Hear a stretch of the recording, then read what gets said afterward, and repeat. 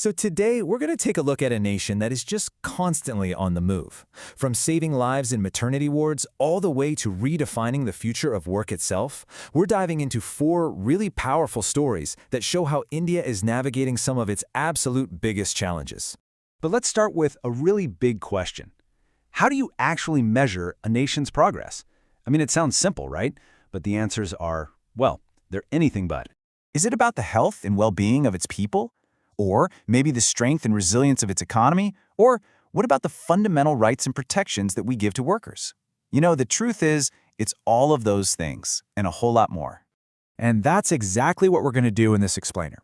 We're going to explore 4 totally distinct snapshots that really pull back the curtain on how India is tackling some massive challenges and navigating these profound changes. And our first story, well, it's a remarkable one. So our first story is just a huge public health victory, the fight against maternal mortality. I mean, this is a story about saving lives on an incredible national scale. Now, to really get the scale of this achievement, we need to know what we're talking about. The key metric here is something called the maternal mortality ratio, or MMR.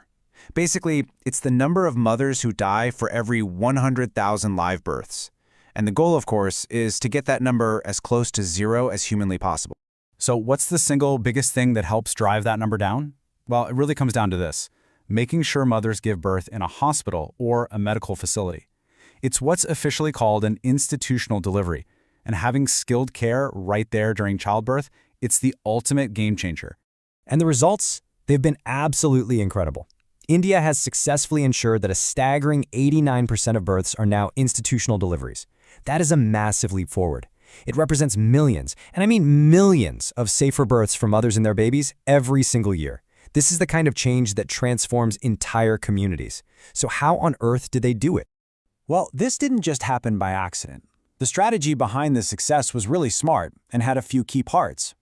It was a combination of rapidly expanding healthcare infrastructure, building more facilities. It was also about fostering public-private partnerships to get more doctors and nurses trained up. And crucially, there was a dedicated focus on inclusivity, making sure these life-saving services reached everyone, even in the most remote tribal communities.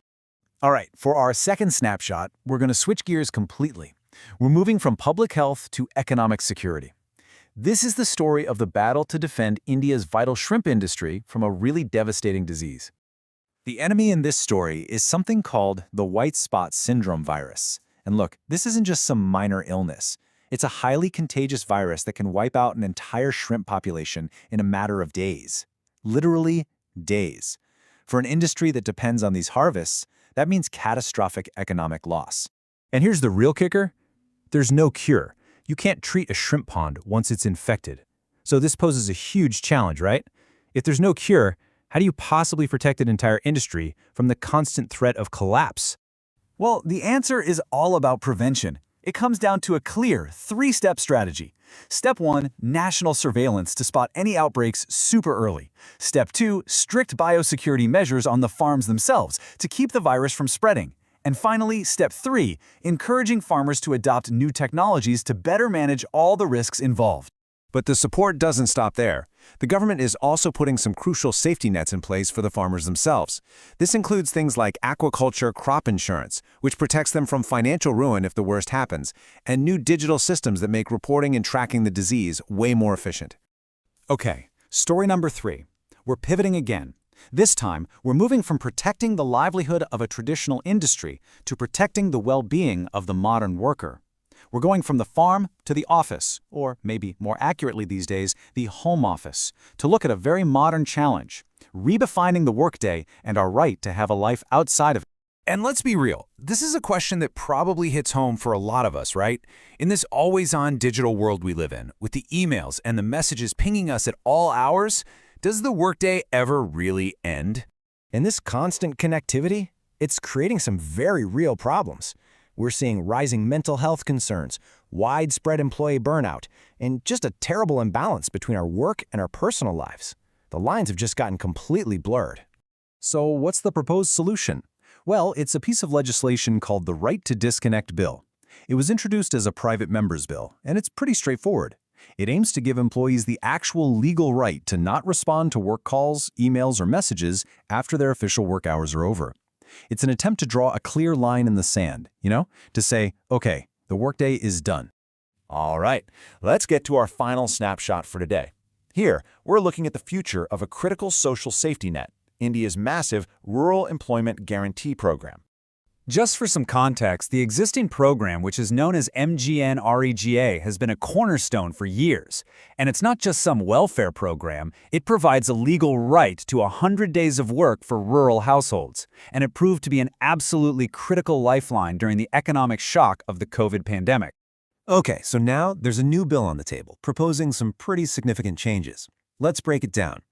The current MGNREGA is what you'd call demand-driven and universal. That means if you need work, you have a legal right to get it. The new proposal, on the other hand, is supply-driven and capped. That means the government decides how much work is available, not the people's immediate needs. And while it does offer more potential workdays, 125 instead of 100, it also introduces blackout periods where work might not be available at all, and it shifts more of the funding burden onto the individual states. So this represents a really fundamental shift in how this safety net works. And as you can imagine, this has sparked a major debate. It really boils down to this one question. Is this a necessary reform to make the whole system more efficient? Or is it a rollback of a fundamental right to work that has protected millions of people? So let's just take a step back and pull all these different threads together. We've seen 4 very different stories today, haven't we? We went from saving mothers during childbirth to saving a vital agricultural industry. From a debate about protecting a worker's personal time to a debate about the very future of the right to work itself. And what each of these snapshots really shows us is a nation grappling with the very definition of progress. Each story reveals a different facet of that challenge and that incredible forward momentum.